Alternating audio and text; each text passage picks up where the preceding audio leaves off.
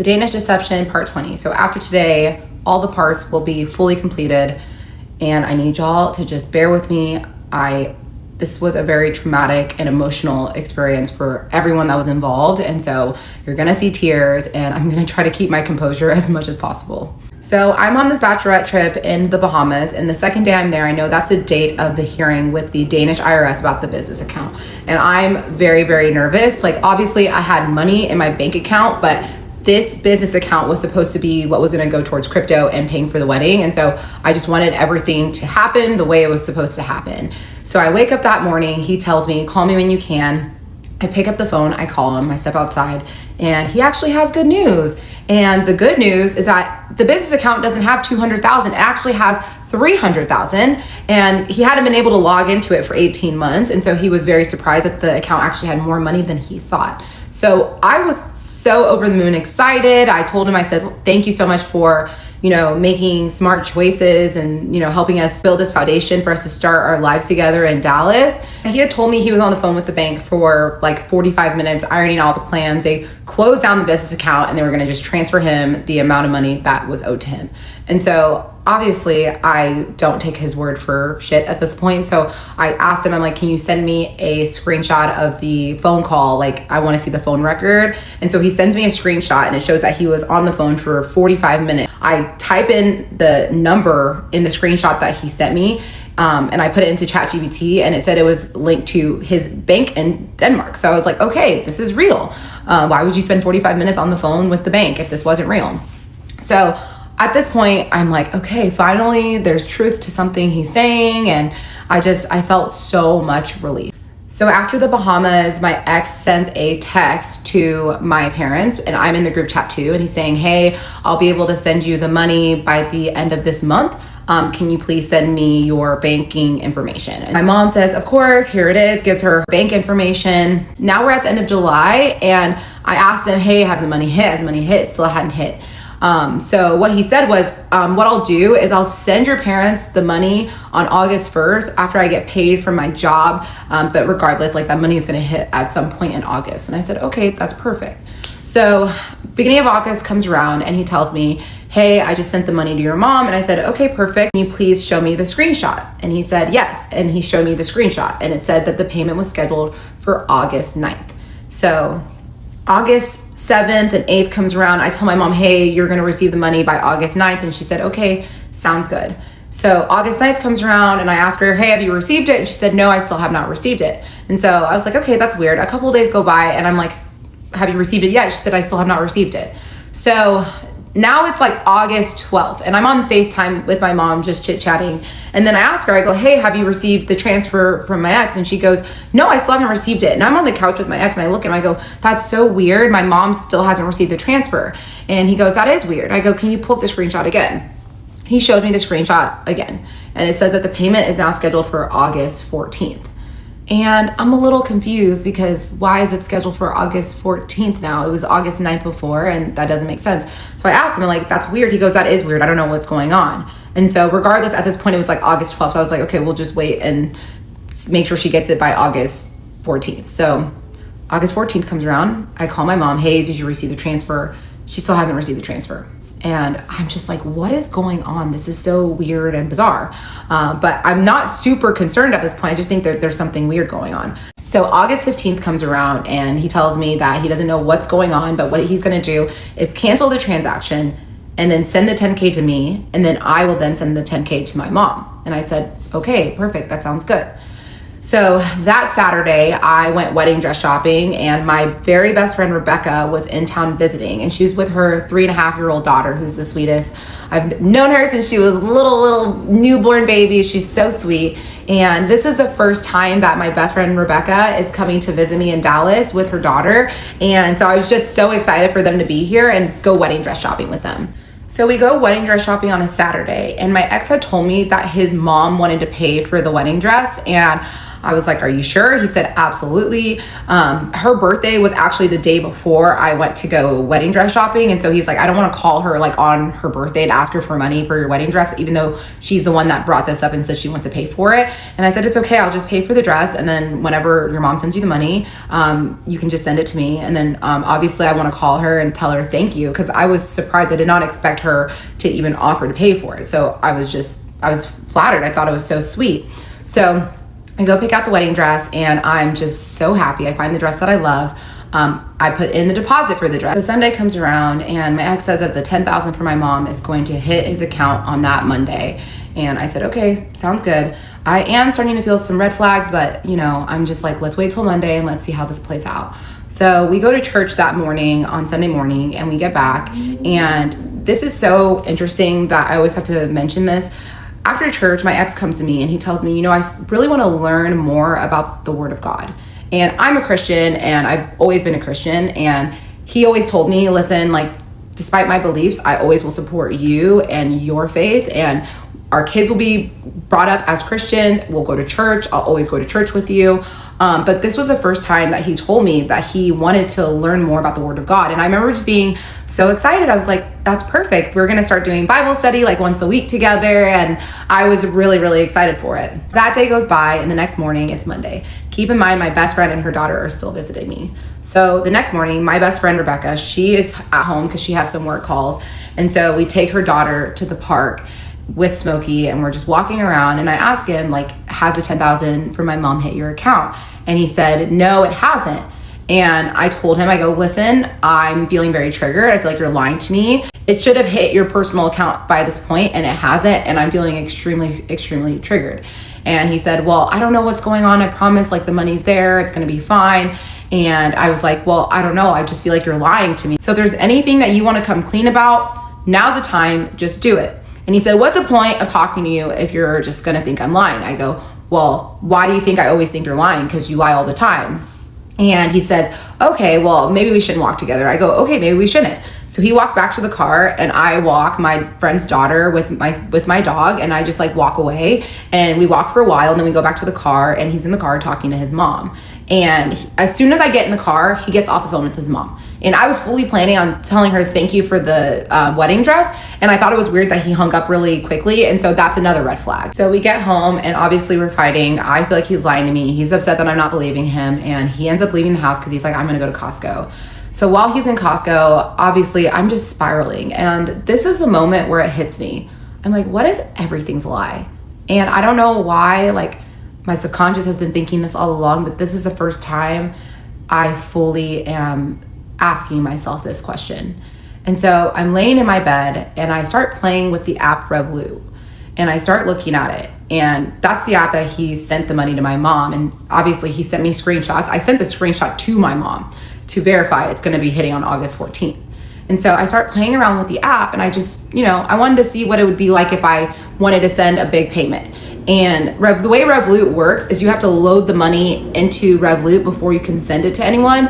So I'm just playing around with it, and I do a test transaction, and I'm trying to send $10,000 even though I don't have $10K in Revolut to send. So I click schedule payment and I put just whatever date, and I see the next page, which is the review page. And that's when I realized that that was the same screen that he showed me and that I sent to my mom, saying that he sent the payment. And what he did was he cropped out the schedule payment button so it looked like he had sent the money, but he really did not. So at this point, my entire body is shaking, and he gets back from Costco and I can't say anything because my best friend and her daughter are staying with us. So I'm trying to keep it chill, and keep in mind, this friend does not know anything that's going on. So after we unload the groceries, he's like, I'm gonna go upstairs and change and get ready for the gym. So I follow him upstairs and I ask him, I said, I'm gonna ask you one question. Did you send that money to my mom? And he said, of course I did. I go, I'm gonna ask you again.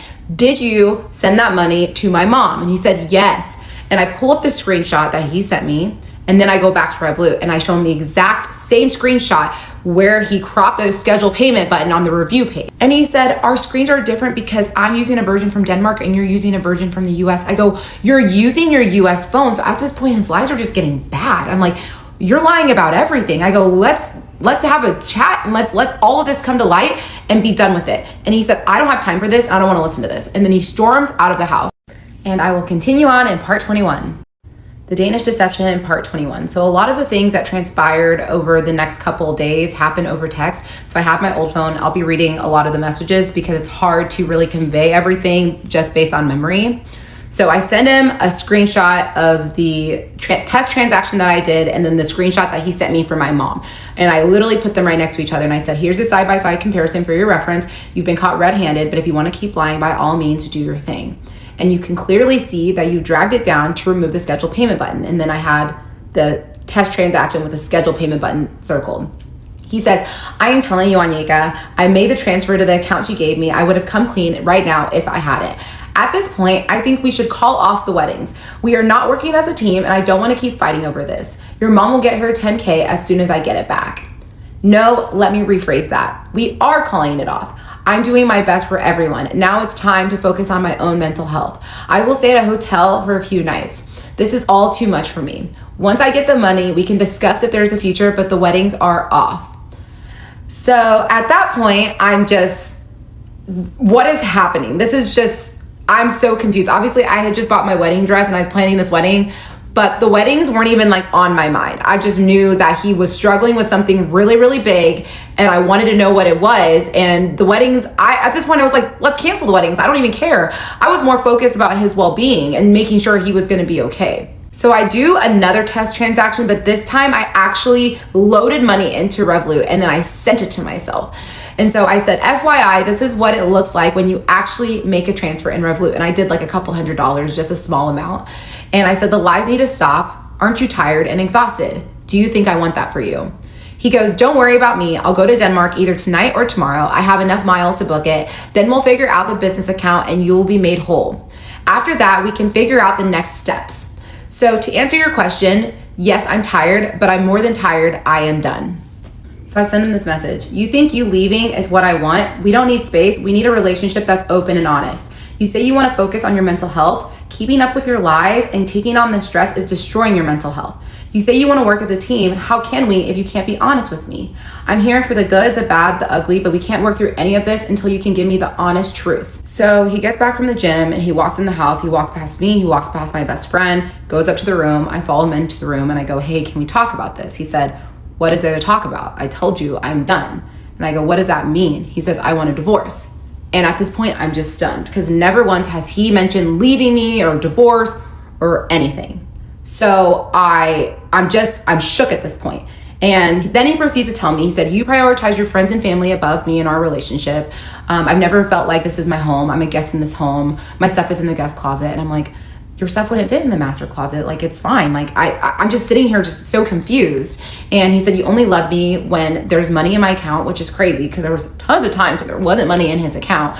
And I'm just still trying to talk to him. So I'm like, I love you. You're the love of my life. He goes, you were the love of my life. And I feel so hurt, but I'm also like, this can't be him talking. This has to be the disease. This has to be the addiction that's talking. And so I'm still trying to communicate to him. And he's like, you know what? Don't worry, I'm gonna fly back to Denmark. I'm gonna get the money from the business account, make sure you're whole. And I also have received an offer to be a CEO of a company in Denmark making $1 million. And so now I'm just like, oh my gosh, he's for sure spiraling. Like, this is 100% the addiction.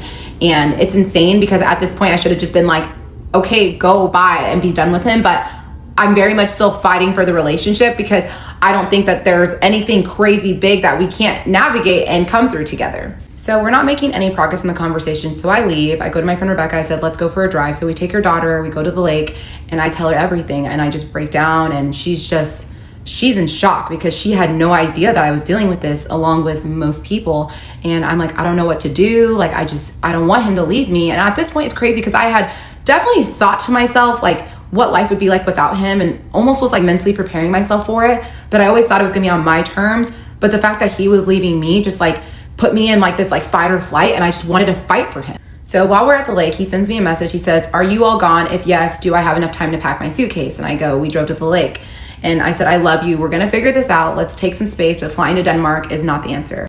And he says, I have made up my mind and I'm not changing my decision. We are both exhausted. Our individual peace has been at stake for too long and we need to protect that. We tried. God knows we fought for it, but the battle is over. Let's find peace each on our own. Let me know when you're heading back. I packed the first suitcase. I might do the other tomorrow. It's a bit difficult for me as well. So after being at the lake, I go upstairs trying to talk to him, and he is just not even wanting to be within like 5 feet of me. And I'm like, let's talk about this. Like, please, like, tell me what's going on. Like, you wouldn't be spiraling like this if there wasn't something that's going on. Like, I'm your wife. Like, we can get through this. And he said, no, I'm done with you. I'm going to leave tomorrow. I booked a flight, and I will never see you again. And I will only talk to you when it's about getting you your money. And at this point, I'm just like, what? Like, it's now been an hour and he still has not backed down from this idea that he's leaving me. So out of pure desperation, and I have never experienced this level of desperation before, I go into his work bag and I take his passport and I look at my friend Rebecca and I said, he's not leaving. I'm gonna get to the bottom of what's really going on. And she looks at me, she goes, do you, girl? Like, I support you. So we go onto the patio just to get some fresh air, and I look at the doorbell camera and I see that he's left. And he had 2 big check luggages packed and then his carry-on. And I see that he only left with his carry-on and his work bag. And so I sent him a text. I go, take your space tonight and remember that I love you and I'm grateful that you're my husband and I will never stop fighting for you. Good night, my love.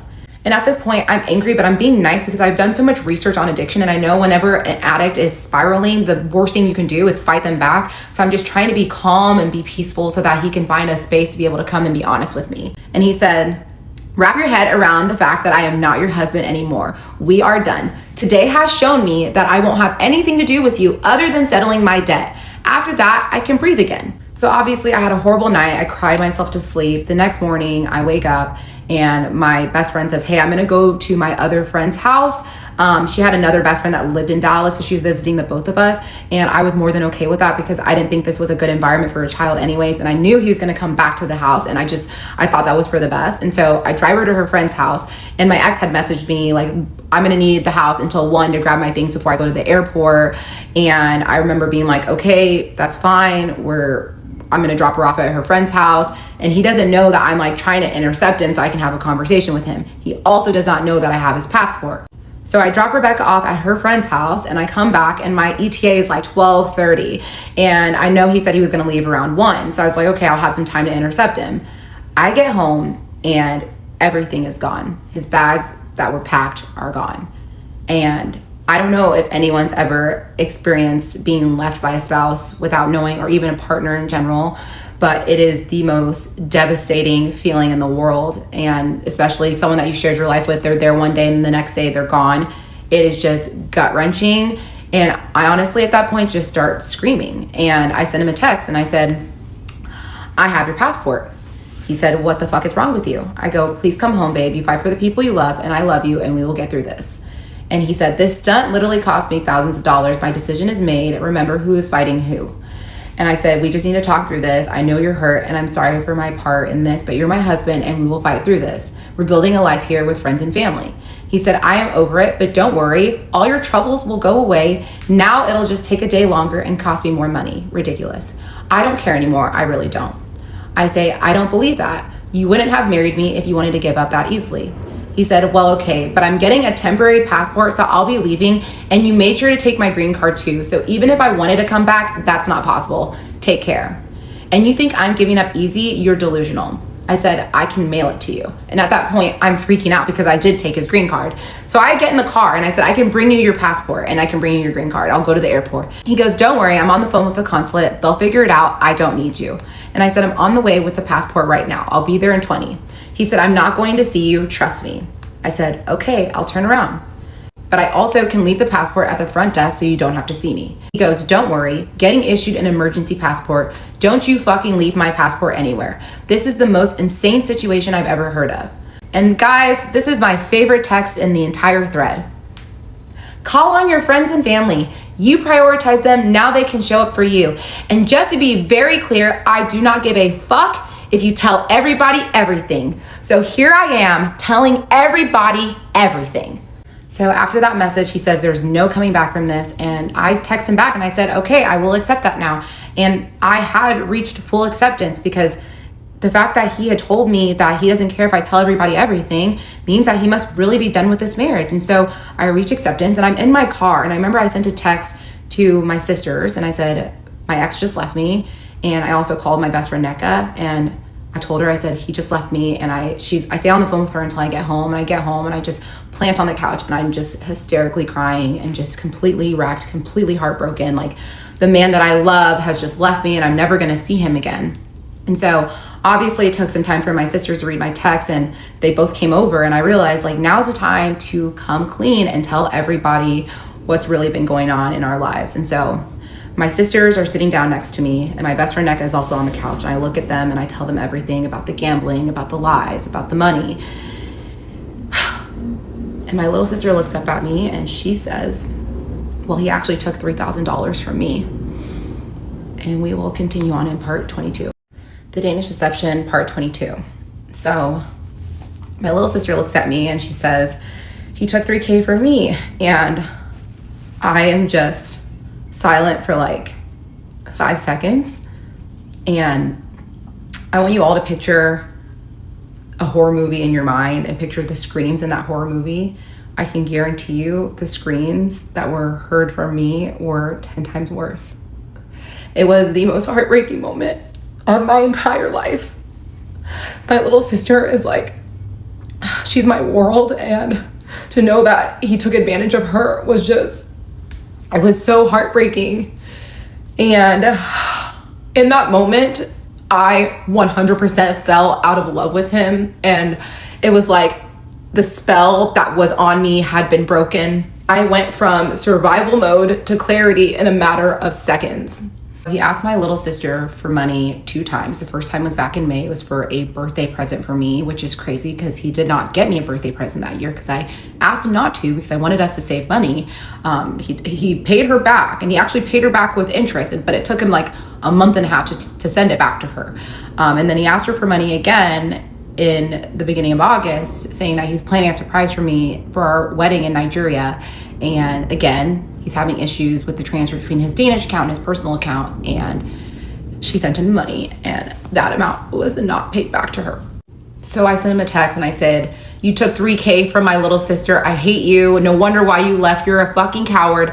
I don't know how in deep you are, but please know I will make it back from this. Fuck you. You were right. There's no coming back from this. You're a pathetic waste of space. And he responds, you're right, but don't worry. You'll get what's yours. You can start the filing process so we can be done with this. I said, glad we're finally on the same page. He said, me too. I'll need my passport back Thursday. Can we find a way to make that work? I said, absolutely, whenever you pay us back. And I said, you're the most disgusting human I've ever met. He said, that's a mature comment, but that deal works. What's the exact amount I owe you? And I said, love how you use the word mature as you flee the state, LMAO. I mean country. I mean continent. He goes, I'm not fleeing, Onyeka. I'm going to make sure you get what's yours. That's all I've been trying to do. You can believe that if you want to or not. Well, I'm just scream crying at this point, just being like, no, no, no, no, no. And it takes me some time to like gather myself, and then I realize, I'm like, oh my gosh, she's not the only one. So the first person I call is one of my close friends, Chris, and him and his wife Thea, they're pregnant with their first kid and they're buying their first house. Obviously money's tight. And I called him and I said, did you give money to my ex? And he goes, yeah, I did. And then I just started scream crying on the phone, and then I tell him everything that's happening. And it was so heartbreaking because like I had to tell people these things, and then I would be so emotional, so wrecked, and then I would gather myself, and then I would realize that there's another person I have to call. So after I called Chris, I called my friend Rob and asked him, did you loan money to my ex? And he said, yes, I did. And again, I'm scream crying. He borrowed money from Rob 2 times. The first time he said that he was buying an Aston Martin DB9, and he was trying to shuffle funds between his Danish account and his American account. It was taking a while. That amount of money was paid back, and then he came back and asked money from Chris and Rob and said that he was trying to surprise me with this super rare Rolex. And he was trying to surprise me with it for the wedding, and the store just got it, and he didn't think they were going to get it again before the wedding. And so that's how he got money from them the second time around. Then I messaged him, Chris and Rob too, what the fuck? And he said, you don't have to remind me, I am aware. That's why I need to go back and fix it. And then I text him in all caps, who else? And then he doesn't respond. Then I called one of my friends that I've known since high school, asked him, did you give my ex money? He said yes. He had loaned him money as well. And then I made a call to my cousin and I asked him, I said, did you loan my ex money? And he said yes. And we are the godparents to his son.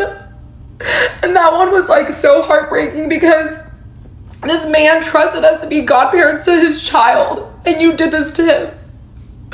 And he's like a second brother to me, and it broke me completely to know that he could hurt people I loved like this. And I was in total shock at this point. I was so hurt. I was so angry, and I did not know what to do. At that point, I'm like, I need to contact his family right now. So I call his little sister, and it's like 11 p.m. in Denmark, but I did not care. I called her, she answered, and I tell her everything, and I'm hysterically crying, and she's just in shock. And her fiance goes to his mom's house, picks his mom up, brings her to their home, and then they call me again, and now the three of them are there, and I tell them everything again, and we're all just crying, like all of us. And I don't even know what to say. And they were like, we knew he had a problem 10 years ago, and he went into treatment and he got better, and like we never knew that he was still doing this. And I was so angry because I felt like I deserved to know this when I met them. Like, I feel like they should have told me this right away. And that's when I started feeling a lot of resentment. I know like it's not fair to put the blame on them because I know they're not responsible for his actions, but I absolutely felt so much resentment towards them at that moment. So then I tell them, I'm like, he's lied about so much stuff. He lied about going to the Olympics. He lied about the home he lived in.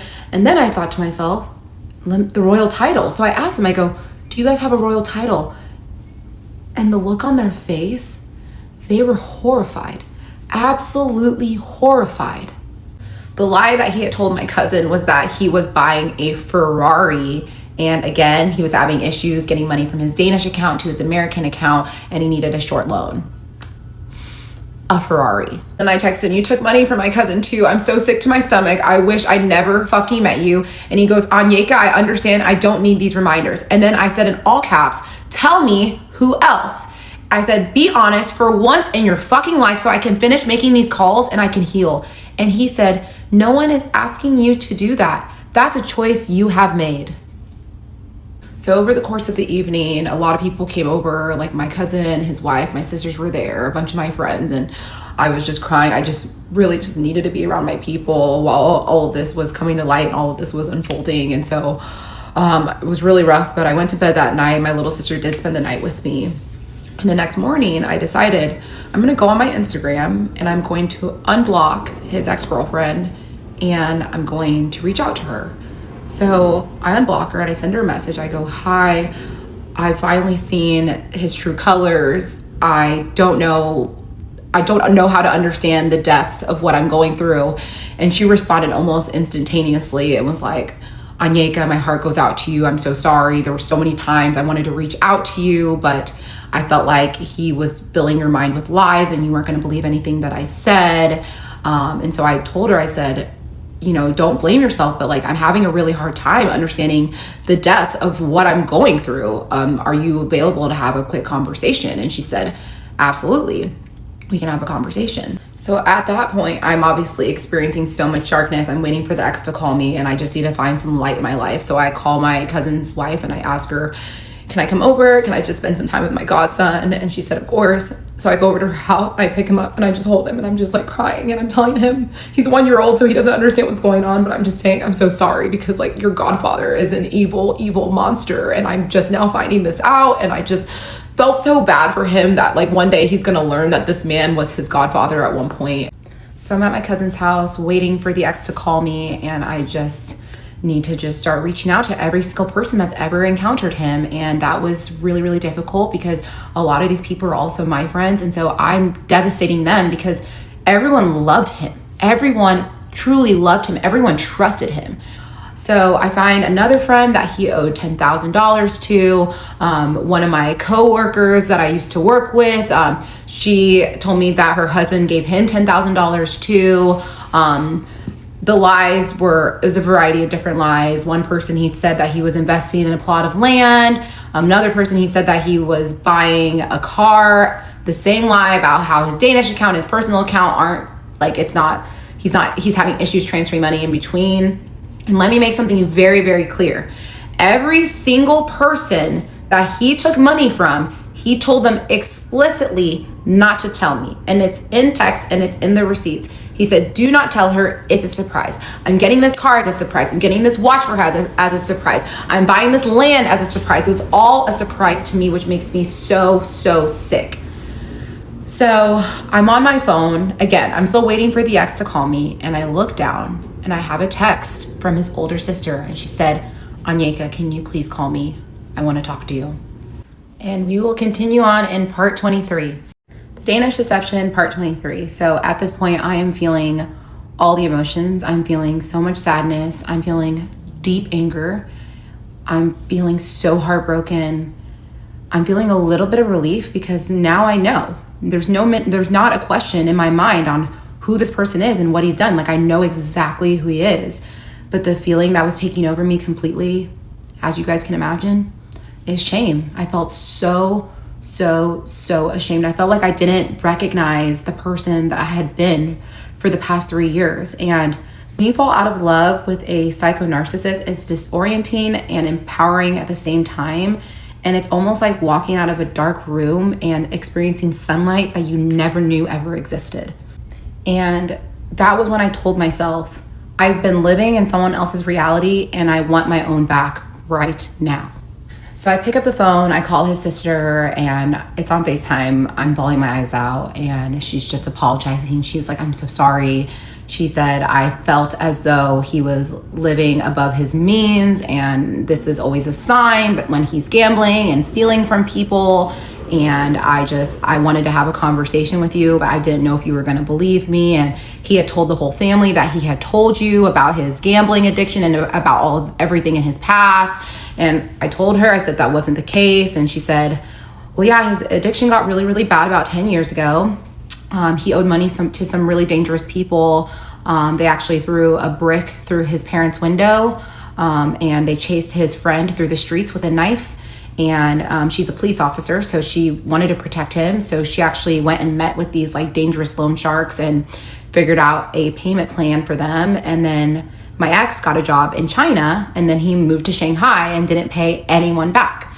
And he owed money to his parents. He owed money to tons of people. I did not know any of this. I just knew he owed money to his best friend at the time, and obviously crypto. So I thought these were like small, obviously not small, it's a large amount of money, but I thought these were isolated incidents. I didn't know that this was a pattern. And she was like, once he moved to China, he was there for like 6 months. And then I started receiving messages from people in China. So he was conning people in China as well. So we are now at 3 continents. We have North America, Europe, and Asia. And I'm just completely mind blown. I said, well, how in the world did it get this bad? And she said, well, he got treatment about 10 years ago. And the specialists and the therapists and the counselors at this facility, they told the family that he had the worst gambling addiction that they had seen in their careers. And his family said nothing to me.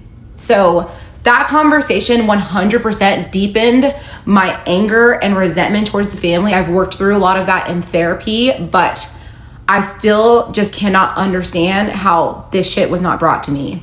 But, then she proceeds to tell me this is why I don't have a relationship with him, because, I have kids now and I could see he has no desire to change, literally none. And I told her, he said that your family had all this money. She said, that's absolutely not true. We're very average, middle-class family. And I also asked her, I was like, has he ever owned any property in Denmark ever? And she said he has never owned a single piece of property in Denmark in his life. So I get off the phone with his sister, and then his ex is now available.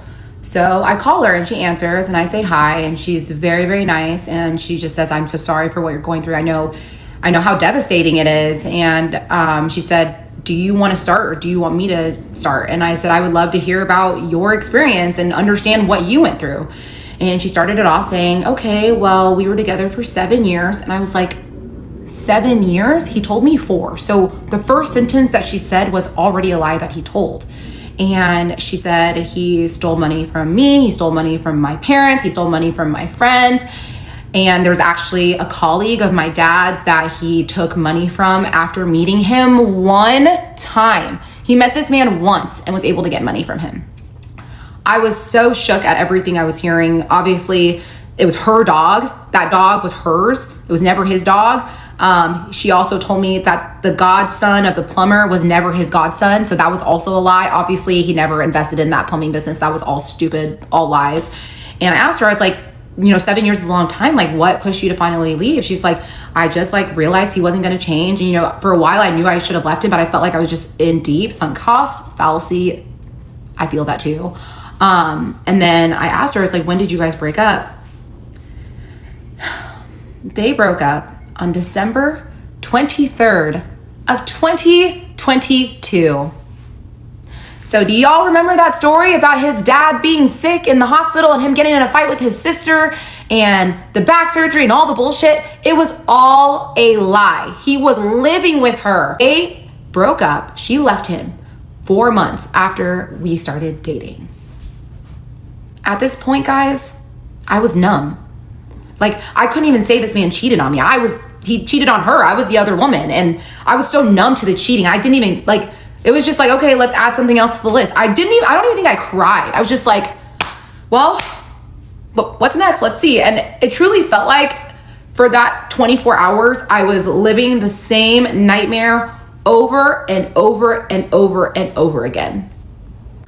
So at that point, I'm like, it is time to fight. And for starters, I need a divorce. So I start looking up divorce attorneys on day one, and I actually had 2 meetings with the divorce attorneys while all of this was unfolding. So I truly felt like I was fighting for my life. And at the same time, I'm still reaching out to different people that have met him to see if they've given him money. And so I leave my cousin's house, I go back to my house, and I'm with my cousin's wife and my sister and one of my friends.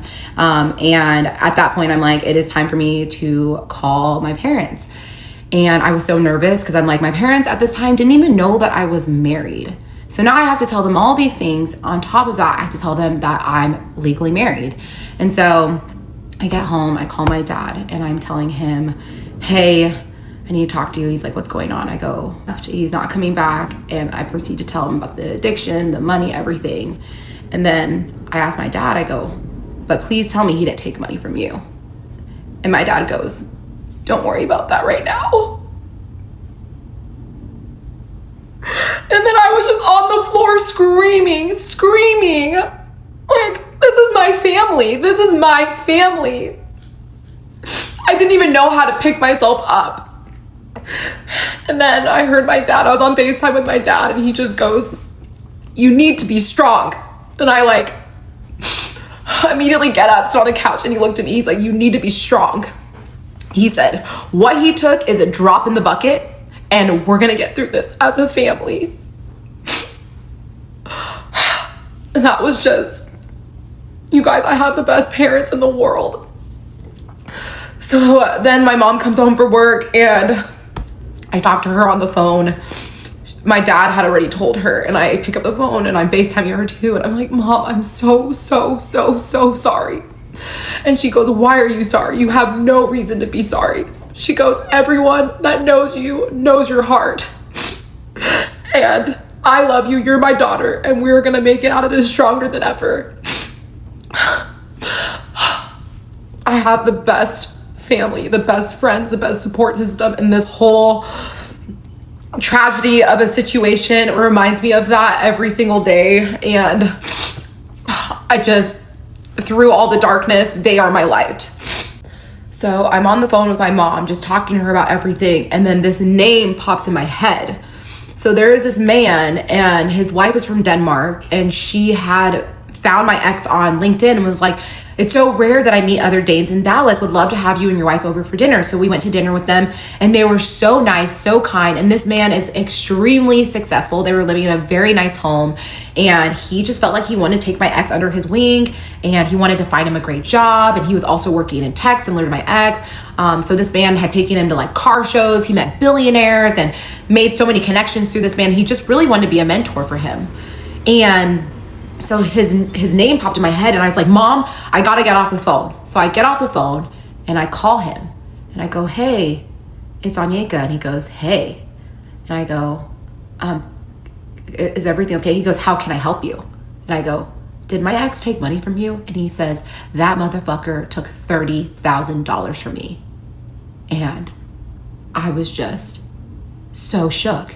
Like, another victim, and this man was just trying to help him. That's all he was guilty of, was trying to help him. And so I asked him, I go, how did he get all this money from you? And he said, well, he told me he was investing in this land. He was building a quadruplex, and he had to rerun the water lines, and he was looking for investors. He said they had 10 to 15 business meetings before this man gave my ex a dime. And he said, listen, Onyeka, I'm a man that's found a lot of success in my life. I have $1.5 million worth of cars. I have $500,000 worth of watches. This man had to work hard to pull one over on me. He said, I have loaded guns in every single room in my house. I didn't know if this man was a part of a group. And I asked him, I go, why didn't you bring this up to me? He goes, well, Onyeka, you're Nigerian. Like, that's a scamming capital of the world. I didn't know if you were in on it. And that's when the irony hit me. I'm Nigerian, and I'm a proud Nigerian. I tell people it's my biggest flex. But the country's not perfect. We have our strengths, we have our weaknesses. But one of our weaknesses is that there's a ton of scammers. Versus Denmark, who's considered to be this prestigious, wealthy, happy country. So the fact that a Danish man pulled this over on a Nigerian, or Nigerians collectively, it just blew my mind. And that's when he says, I'm going to tell you something else that's probably going to blow your mind. And I said, what is it? And we will continue on in part 24. The Danish deception, part 24. So I'm on the phone with his mentor friend, former friend, and he tells me, well, you want to know what else is going to blow your mind? And I said, sure, tell me. He goes, I actually filed a lawsuit against him. And I said, you did what? He said, I filed a lawsuit against him, and I served him via courier. And I was like, wait, what? He had filed a lawsuit 3 months prior. And I was just sitting there like, wait, but you got served via courier. Like, I was home. Like, I don't know if I was home, but, and then I remembered a specific day where he walked to the door, received a package, and I asked him, or like an envelope, I asked him, I'm like, what is that? He said it was the incorporation documents for his LLC, which he had just formed the day before. And so I was like, damn, that was fast. He said, oh, I expedited them. No, he was just getting served. On top of that, before the mentor friend would give him any money, he wanted to get some collateral. So my ex, what does he do? He gives him the Rolex watches as collateral, which turn out to be fake. So him taking that $50,000 watch to the village, yeah, he quite literally did not have anything to lose. The absolute worst part was that this man had just lost his job 4 days prior to getting conned, and his wife is sick. Let that sink in for a little bit. So that conversation with the mentor, I feel like that conversation really just shaped me and shaped my mindset. And it was right then when I realized that I need to fight back. So a lot of you are probably wondering, like, why are you putting this story out there?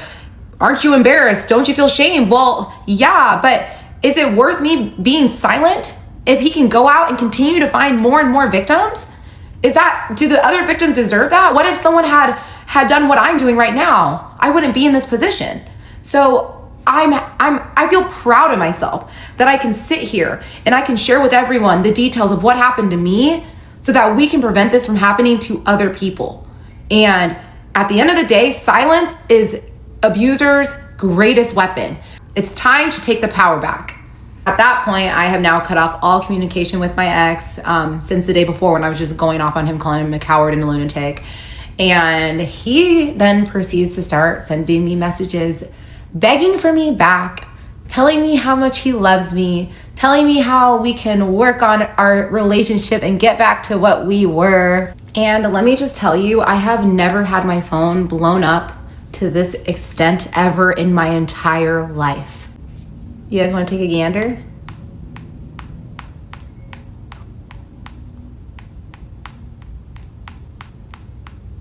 And it was hilarious because you could tell that so many of his messages came from ChatGPT, and I could tell, like, it was so easy to tell. And Obviously, you guys don't need to see all the messages, but I will do you guys a solid and I will read you my favorite one. Nothing makes sense without you. We had so many plans ahead of us, some of which we can still get to do. Others we will miss. That's okay. We have an entire life together, right in front of us, if you want it. You are perfect and required not to change a single thing. I have many battles to fight and overcome. I will rise from this stronger than ever if you choose to stand by my side while I go to war for you, for us. I'm aware of the fact that a lot of people hate me for what I've put you through, what I've put them through, family members and friends. But I also know that a lot of them are good people whom over time will forgive my actions if I make the right amends. Many of the same people have witnessed my love, loyalty, and generosity, even when I had very little to give. I am devoted to change for you, for everyone around you. I will put all my pride aside and show you that we can come back from this if you'll let me. You might think I sound crazy, delusional to think I stand a chance. I am crazy in love with you. I'll go through extreme lengths to show you that. And y'all, he ended every single message with this one part. I love you. I will always love you with all of my heart. I'll go to the end of the world for you. An actual psychopath. It's funny because I actually put that message in ChatGPT and ChatGPT was like, this is emotionally manipulative. He's minimizing the emotional and financial damage he's caused by saying that everyone's going to make amends with him. He puts you on a pedestal telling you you're perfect so that you'll feel like you need to fix him. He's saying that he's almost like a hero because he's going to go to war for you. And no, I didn't talk to my people, but I should have been talking to ChatGPT because he would have known. He would have talked some sense into me. So I hired a lawyer less than a week after everything went down. He was referred to me by one of my friends. You know who you are. Thank you again. And my lawyer was a wonderful, he was so good. We were able to file the petition, file for divorce. And he said, listen, it might be easier to make this thing just go quickly if we can just get him to sign. And it worked out so well because I live in Texas, which is a separate property state. So my house, which I purchased before I met him, was my home for the taking and he could not have any piece of it. And I had not put his name on the deed. I was about to, but I didn't. Thank you, God. Obviously, my car was mine. So really, he couldn't take anything from me, which made me very, very happy. So we filed the petition and I didn't hear from my ex for quite some time. And I'm sitting in a therapy session and I get a text from him after not hearing from him for about a week. And he's basically saying that, you know, he still loves me and he really wants me back, but he also really needs his passport and his green card back. And he said, just so you know, it's illegal to hold on to someone's passport and green card. And I was like, you want to talk to me about legality? And then he said, talk to me, text me back. He goes, file a lawsuit with me or work with me. And I'm like, you want to talk to me about lawsuits? And so I reached out to my lawyer. I'm like, hey, what's going on with the docs? Like, you think it's gonna be happening soon? And he was working so fast. Him and his associate were working so quick. And he said, actually, I think I'm gonna have him done this week. But it'd be so much quicker if we just get him to sign. And I was like, honestly, I'm down. I will meet with him just one time to get it signed. And I was talking to one of my friends about it, my friend Chris, and he said, Onyeka, I will go meet him for you. And I was like, are you sure? He said, yes. I'm like, thank you so much. So my ex starts blowing me up and I text my friend. I go, please send him a message just to say the divorce documents will be ready for you to sign this week. And then I will be able to provide you with my passport. It wasn't a sign these in order to get your passport. There was no duress. Got to say that for legal reasons. There was no duress. And then he texts me and he goes, this is heartbreaking because I don't think he actually thought I was going to file, which is insane. And then he proceeds to start blowing me up again.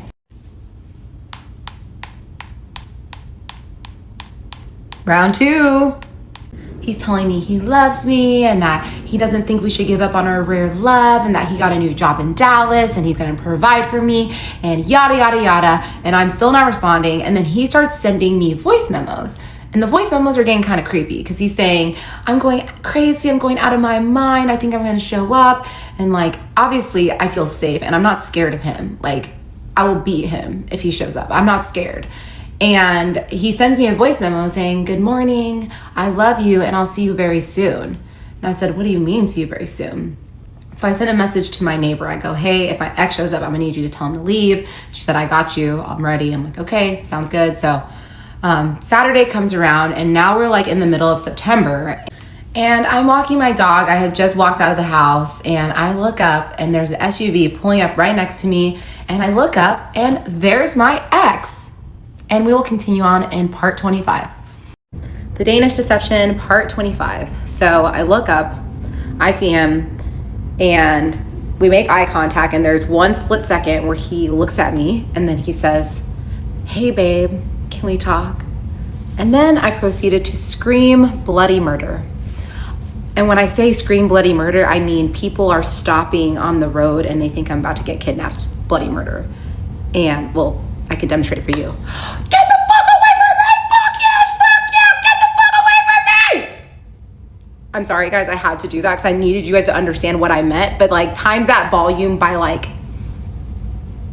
100. I was screaming bloody murder. And then he speeds off and drives away. And then he texted me, "Okay, I get it. I love you. That's all. I won't do that again. My heart is bleeding, and I don't understand that you want to give up on love. But if that's your decision, so be it. Goodbye, babe. It was always just love, even me coming by." And then I sent him a text because, I've been ignoring him for weeks now. So I was like, maybe I need to just send him a message so he knows how I really feel. And this is the last message I have ever sent him. "Do not ever show up to my home again. I do not want to see you. I do not want to be with you. I do not love you anymore. Nothing you can say or do will ever change that. You make me sick. Someone capable of the evil you've committed on my life and the lives of so many is not capable of redemption.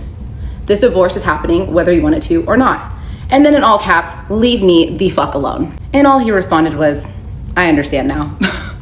So that was obviously a very traumatic experience for me. I immediately drove to my friend Priscilla's house and I was just crying and shaking because I just could not believe I was in person with him, like that I had seen him in person. It was just, I was shaken, but I also felt good because I always kind of wondered, like, what if he does pull up? Like, how am I gonna feel? And it was just anger, just hot rage. So I'm good with that. Later on that night, it was my really good friend Nicole's birthday party, and something you guys should know is for that month, I was completely depressed. I barely got out of bed. I tried to stay active, but it was really bad. I just laid in my bed and watched Criminal Minds for like a month straight. And this was actually my first time going back out into society for this birthday dinner. And we go to this restaurant, and let me tell you, it was a traumatic day, but I was like, I will cut off my right arm before I miss this birthday dinner because this friend, Nicole, she has been there for me tremendously, and I love her so much. I would not miss this dinner for the world.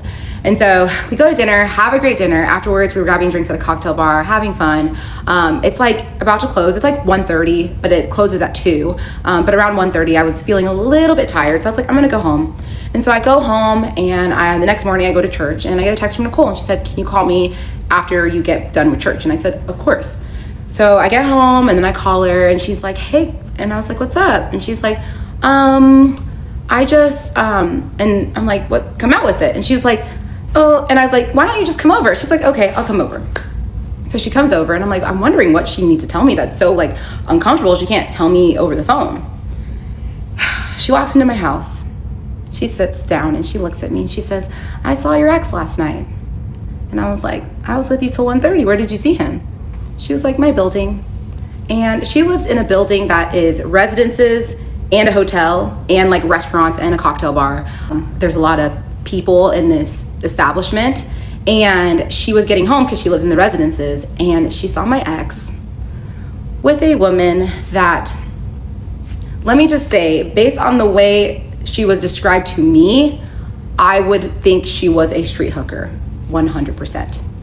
And it was also kind of communicated to me that she might be like a 1 out of 10. And my ex was with her, and he was holding her jacket and getting cash out of the ATM at 2:15 in the morning.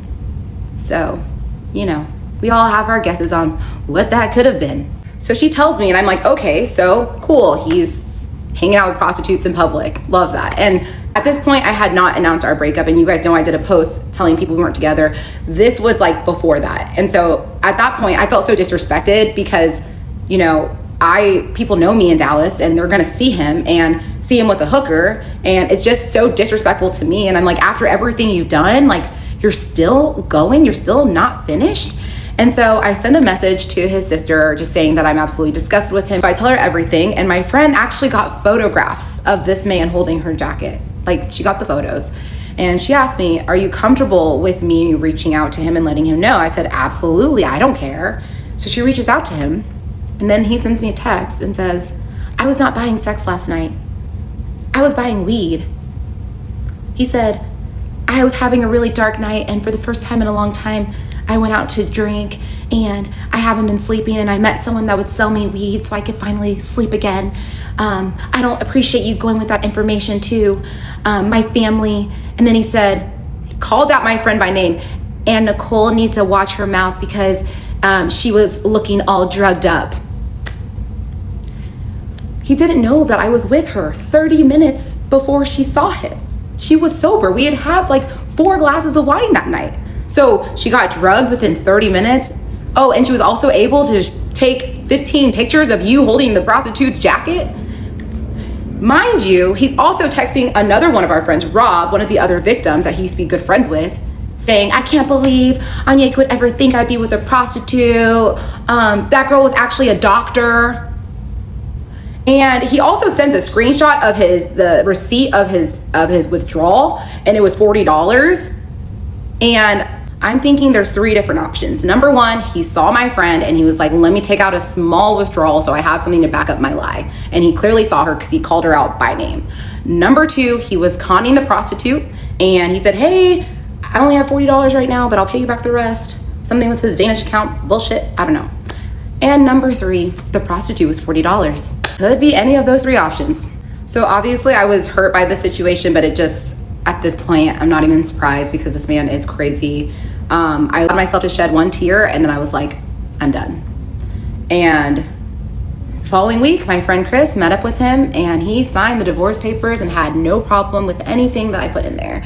And that was the greatest day, and my divorce was officially finalized on November 4th of 2025. So I'm happy and I'm excited to move on, and I'll have a little conclusion video at the end of this, but I just wanted to say thank you to all of you for being here and letting me bare my soul to you guys. This has been the most difficult thing I have ever done in my life, and y'all's support means the world to me, and I just wanted to say thank you, and I hope you guys enjoyed the Danish Deception. Welcome to the Danish Deception, the conclusion. So I just wanted to make a quick video to kind of like put a little bow on top of this present I just gave y'all. I'm obviously not a psychologist, but I have diagnosed him myself with narcissistic borderline personality disorder. If you're a psychologist, I'd love to know your thoughts, so comment below. But 100% I think he has that mental disorder in addition to his gambling addiction, which is just a recipe for disaster. I know a lot of you are wondering, how the hell did this man con this many people? And this is what I think. Someone might disagree with me. Number 1, his looks. He's very charming, charismatic man. I've mentioned that multiple times. He's highly, highly, highly intelligent. He knows how to play with people's weaknesses. Like, I think that's why every single person he reached out to, he had different lies. He was a great listener, and it was really easy to connect with him, and because of that, he was able to build so much trust with all of these people. And him being from Denmark didn't help. I feel like that piece was very critical in all of his different cons. I don't know how he conned people in Denmark. I'm sure he had some other way to do it, but yes, I have already received a lot of messages from people saying that my ex also conned them. I actually talked to a girl that dated him while he was with me and his ex. So now there's someone that was added into that mix. I also know that there's a group of people at a company he used to work with, and he conned tens of thousands of dollars from that company, and he actually ended up getting fired. So I'm learning a lot. Another ex-girlfriend reached out to me. I'm learning a lot. So at this time, I'm going to tell all of you, I'm not collecting tips because I'm building a case. My goal is to get this man in prison. He does not deserve to be a part of society. And I'm trying to build up as much evidence as I possibly can. I'm not going to name his name. I don't need to. But if you have any tips, or if you've also been a victim of this psychopath, send an email to danishdeceptiontips@gmail.com. Side note, should I share with you guys the tips as I get them? Could that be like a little fun segment? Maybe comment below if that's something you'd be into. And now that concludes the Danish Deception. Thank you and have a great night.